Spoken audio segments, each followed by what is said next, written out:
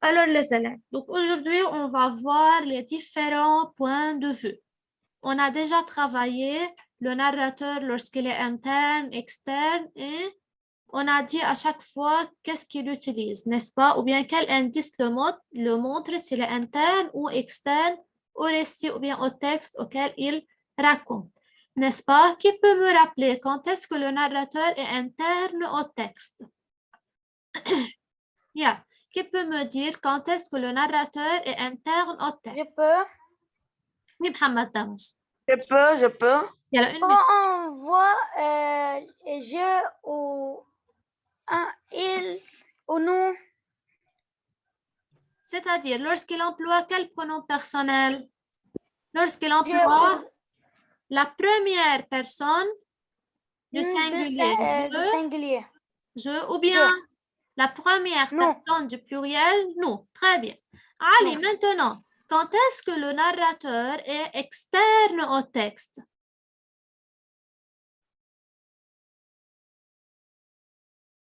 Oui, Ali, tu as dit que tu peux répondre. Oui. Quand le narrateur parle externe. Quand est-ce qu'il est externe au récit ou bien au texte? Quand il utilise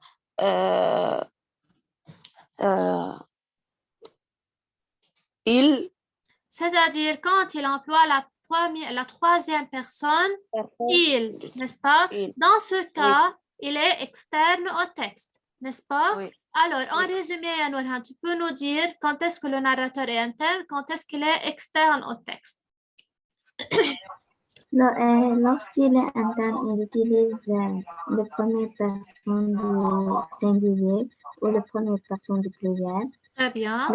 Lorsqu'il est externe, il utilise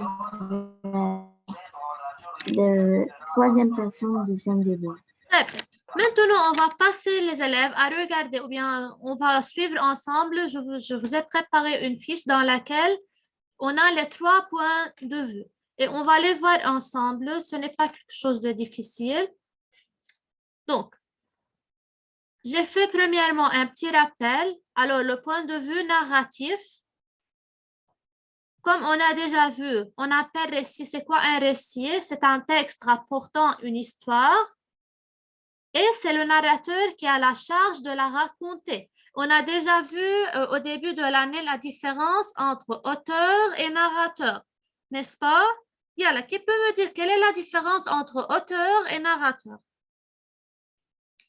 Qui est l'auteur? Qui est le narrateur? Rappelez-vous un peu. On a déjà vu ces 2 termes.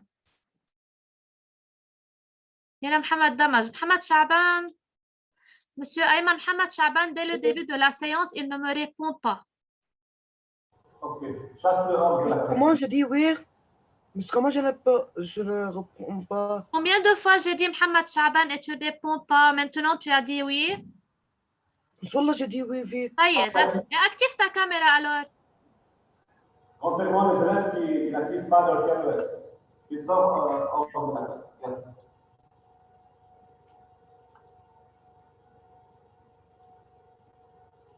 Yalla, activez vos caméras. Mohamed Damaj, il a un problème de connexion. Ali, il est malade. Ali malade. Moi, je suis avec vous. أستاذ ما بقدرش. Pourquoi il أستاذ امبارح ملاقي AC ما اتغطى فضرب علي. Tiens, faut obliger seulement. Et les autres? Mohamed Chaban, ta caméra. Oui. Active ta caméra. Ne dites pas oui. Vite.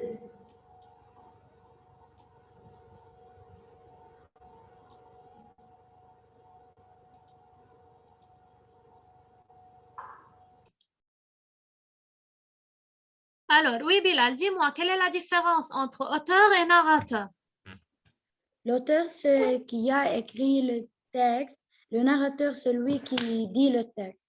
Celui qui narre le texte, qui raconte le texte. Très bien. Alors, l'auteur, c'est celui qui a écrit le texte et le narrateur, c'est celui qui a la charge de raconter ou bien de le raconter. Donc, on appelle récit un texte rapportant une histoire. Je vais vous envoyer cette fiche sur eSchool, d'accord? Vous n'écrivez rien maintenant.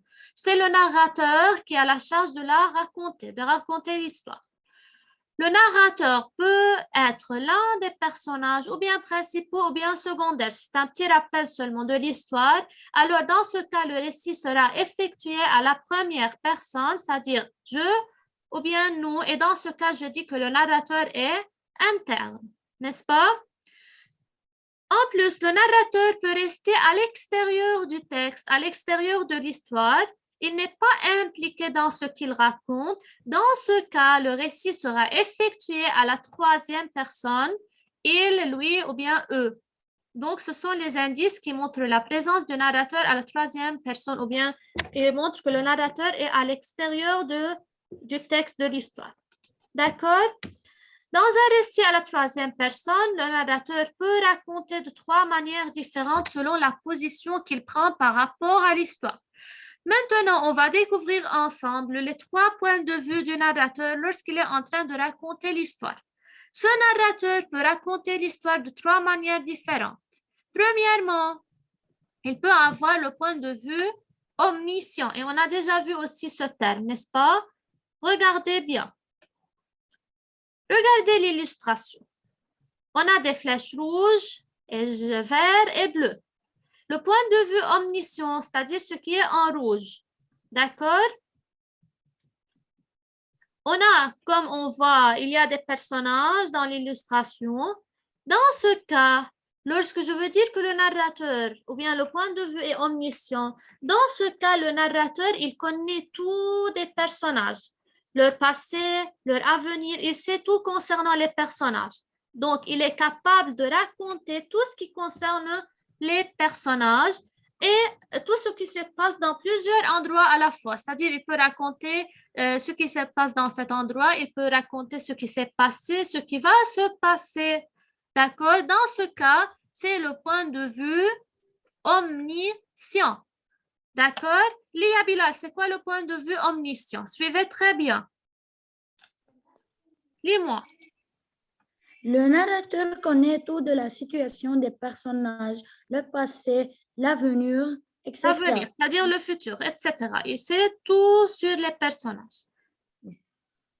Il est capable de raconter ce qui se passe dans plusieurs endroits à la fois. Très bien. Conséquence sur le lecteur, c'est-à-dire concernant le lecteur, quelle est la conséquence? Il en sait plus que les personnages eux-mêmes, c'est-à-dire ce narrateur, il sait tout ce qui concerne ces personnages et tout ce qui se concerne eux-mêmes. Ça va? Oui.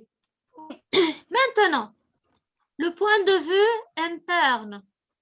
Le point de vue interne. On a déjà dit que lorsque le narrateur est interne au texte, il emploie la première personne « je », n'est-ce pas? Il est impliqué dans ce qu'il raconte et on a dit dans quel genre de texte je peux trouver ce narrateur. Dans quel genre de texte je peux trouver le narrateur interne?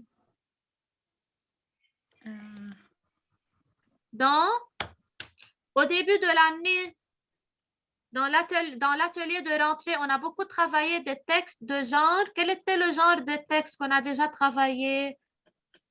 Genre littéraire. Autobiographique.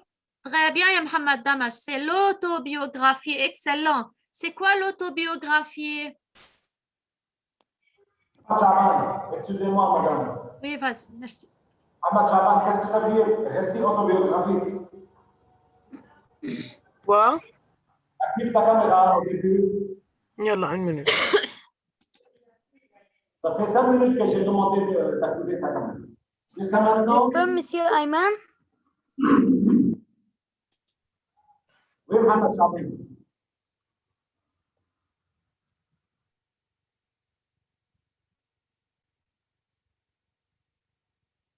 Ahmad Chaban.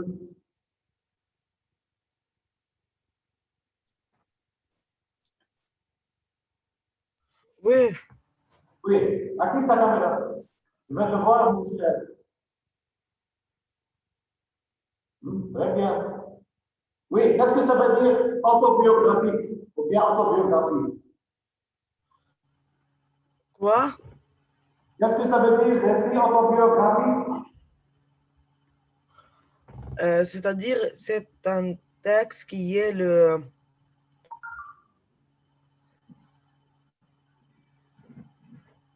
Qui est quoi? Oui, Mohamed Damal, qu'est-ce que ça veut dire autobiographie? Ou bien récit autobiographique? Lorsque l'auteur est interne au texte. يا حبيبي يا حبيبي يا حبيبي يا حبيبي. Qui c'est? Latifa? Oui, Latifa. Latifa, Oui, qu'est-ce que ça veut dire autobiographie? biographique. Autobiographie, oui, qu'est-ce que ça veut dire autobiographie? Biographique, ça veut dire, on dit le nom quand elle est née, par exemple. Nurhan, L'autobiographie, on parle par exemple, de la naissance de, par exemple, on parle de Christophe Columbus. c'est l'autobiographie ou bien la biographie? Autobiographie, c'est la vie de la narrateur. Non. Non, tout simplement, Anna, je veux raconter mon histoire. Oui. Anna, C'est autobiographie. donc, je fais ma autobiographie. Donc, c'est le fait de raconter l'histoire, notre histoire. C'est l'autobiographie. Biographie, c'est la vie auto nous-mêmes. N'est-ce pas, madame? Oui, l'autobiographie, c'est lorsque je raconte ma propre vie. Je raconte, par exemple, un souvenir de mon enfance et tout ça. On a déjà vu des textes au début de l'année, n'est-ce pas? De Khali Gay, lorsque là, vous êtes rappelé? Oui. La biographie, c'est celle de l'auteur, par exemple, que je vois dans les textes. On lit la biographie de l'auteur, c'est-à-dire la vie de l'auteur et non plus ma propre vie. N'est-ce pas? Alors, c'est la différence entre autobiographie et biographie. L'autobiographie, je parle de moi-même ou bien le narrateur, et non pas l'auteur, ya Mohamed Damaj. Le narrateur du texte raconte sa propre vie. Dans ce cas, je dis que le narrateur est lui-même l'auteur du texte et lui-même le personnage principal du texte. Dans une autobiographie. D'accord? Dans la biographie, je suis en train de... Lorsque je vous dis, lisez la biographie de l'auteur, alors on raconte la vie de quelqu'un, n'est-ce pas? C'est la différence entre autobiographie et biographie. C'est clair, les élèves? Vous pouvez revoir le cours sur vos cahiers. Oui. Oui. Oui. Seulement, on écrit, on retient, on récite et on oublie à la fin. N'est-ce pas? Alors, le point de vue interne, le narrateur raconte à travers le regard et la conscience de l'un des personnages. Il ne rapporte que ce que le personnage perçoit et sait. Conséquence sur le lecteur, il ne sait que ce que ressent ou éprouve le personnage. C'est-à-dire, il ne peut pas tout savoir sur le personnage, mais plutôt il ne sait que ce qu'il ressent et qu'il éprouve ce personnage-là. D'accord? Finalement, on a le point de vue externe qui est en bleu. Le narrateur, il est toujours à l'extérieur de l'histoire. Comme on a vu le narrateur externe, il est à l'extérieur du texte qu'il raconte. Il ne s'implique pas, il n'est pas impliqué, il ne donne pas ni son point de vue, ni son opinion. D'accord? Il raconte les faits de façon objective, comme un témoin, c'est-à-dire il voit seulement et il raconte, il n'est pas impliqué dans ce qu'il dit, sans pénétrer les pensées des personnages. Alors, il en sait moins que les personnages. Il ne peut pas tout savoir sur les personnages. J'ai mis ici en guise de conclusion, c'est-à-dire pour résumer les 3 points de vue. Écoutez bien. Alors, ya Nourhan, point de vue omniscient.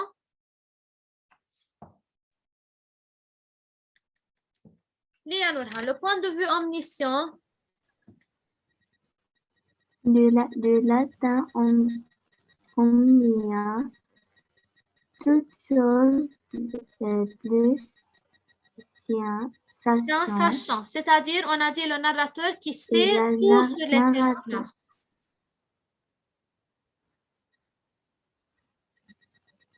Il connaît les pensées et les sentiments de tous les pères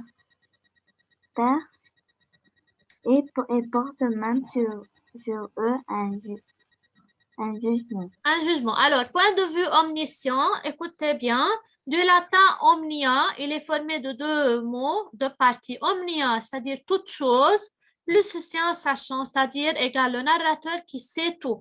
Alors, le point de vue omniscient, c'est lorsque le narrateur sait tout sur les personnages. Il connaît les pensées et les sentiments de tous les personnages et porte même sur eux un jugement. Alors, c'est le point de vue omniscient. Ali, le point de vue interne.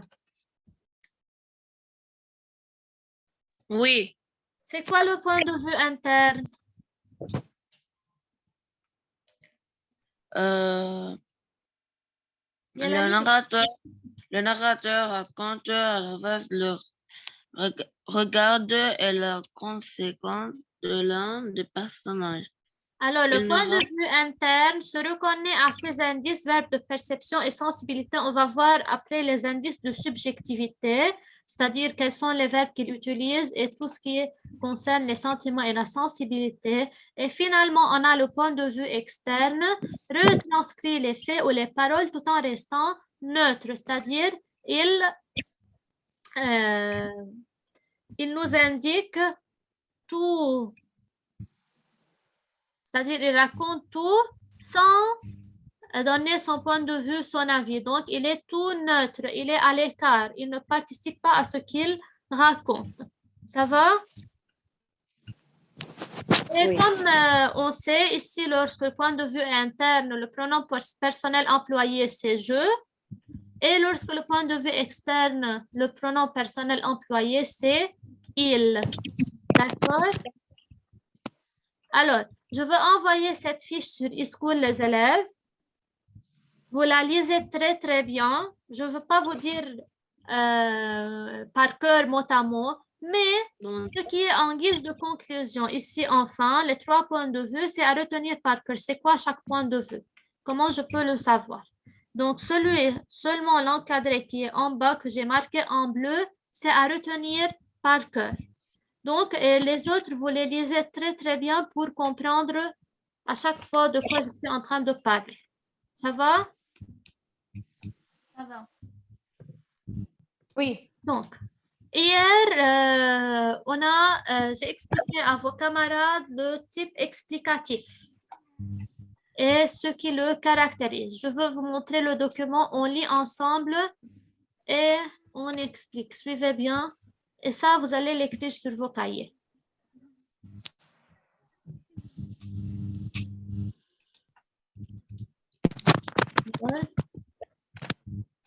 Suivez bien. Donc, le type de notre texte qu'on a déjà travaillé pour une randonnée réussie, c'était un type explicatif injonctif. C'est-à-dire, l'injonction était au service de l'explication. En général, ce qui domine, c'est l'explication. Dans ce type explicatif, il y a le type injonctif. C'est quoi le type ou bien le texte explicatif? Comme on a déjà dit, le texte explicatif, il consiste à donner des informations organisées dans un domaine particulier de la connaissance, c'est-à-dire en biologie, en géographie, c'est-à-dire je donne des informations dans un domaine précis, ou bien des informations sur la biologie, sur l'histoire, la grammaire, le français, ainsi de suite, pour faire comprendre un fait, un phénomène ou une situation. Alors, tout simplement, c'est une explication où je donne des informations et je les explique. C'est clair? Où je peux trouver ce type de texte? Il est principalement présent dans les ouvrages scientifiques et techniques, les encyclopédies et la presse.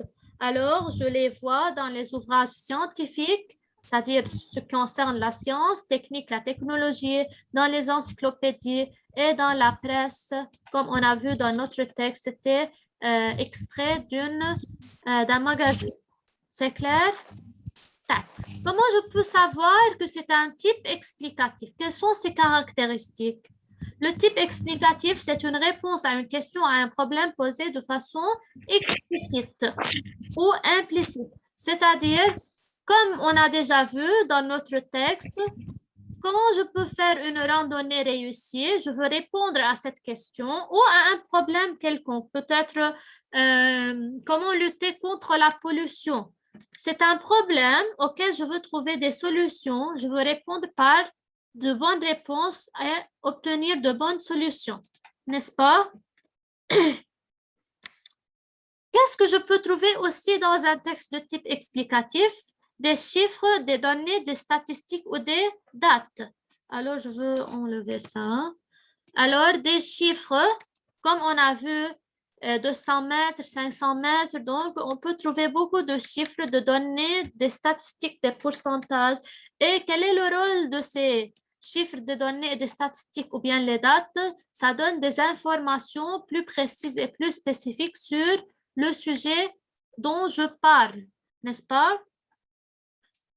Et des termes techniques ou spécialisés, c'est-à-dire lorsque je parle de la technologie, par exemple, je veux utiliser un champ lexical spécifique à la technologie qui est spécialisé au thème auquel je suis en train de le traiter. D'accord? Dans ce type de texte, l'énonciateur est neutre. Il offre un point de vue objectif.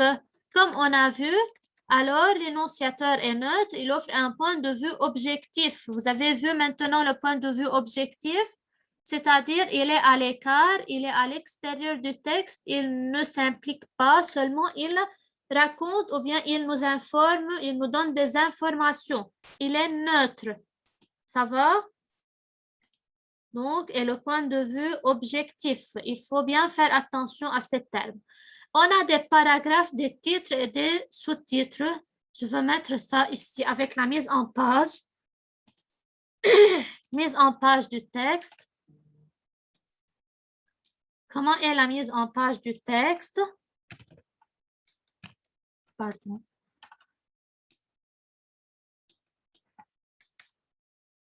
Comment est la mise en page du texte? Comme on a déjà vu,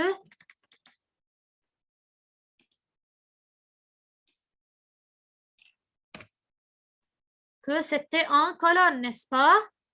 La représentation du texte, ce n'est pas comme le texte qu'on a déjà travaillé. La mise en page du texte est différente. On a des paragraphes, des titres et des sous-titres et des intertitres. Ça va? Oui. Donc, jusqu'à maintenant, tout est clair. Donc, ce n'est pas quelque chose de nouveau. On a déjà vu ça. Des photos, des illustrations et des schémas. Et j'ai oublié ça, des définitions accentuées en gras, en italique. On va les voir dans d'autres textes. Je donne une définition. Cette définition, elle est introduite par 2 points, ou bien elle est écrite en caractère gras, ou bien en italique. C'est-à-dire ça change l'écriture. Ça va? Alors, c'est le type explicatif et ce qui le caractérise. Il nous reste 5 minutes. Prenez vos cahiers, commencez à écrire. Écrivez la date d'hier parce que hier, vous n'êtes pas avec nous. Celui qui a déjà écrit hier, de compréhension écrite. Oui, celui qui a déjà écrit hier, il commence à retenir c'est quoi le type explicatif. Voilà, on continue l'écriture dans la deuxième séance. Commencez maintenant. Donc, sur une nouvelle page, écrivez la date, cours, le type explicatif injonctif et commencez à écrire.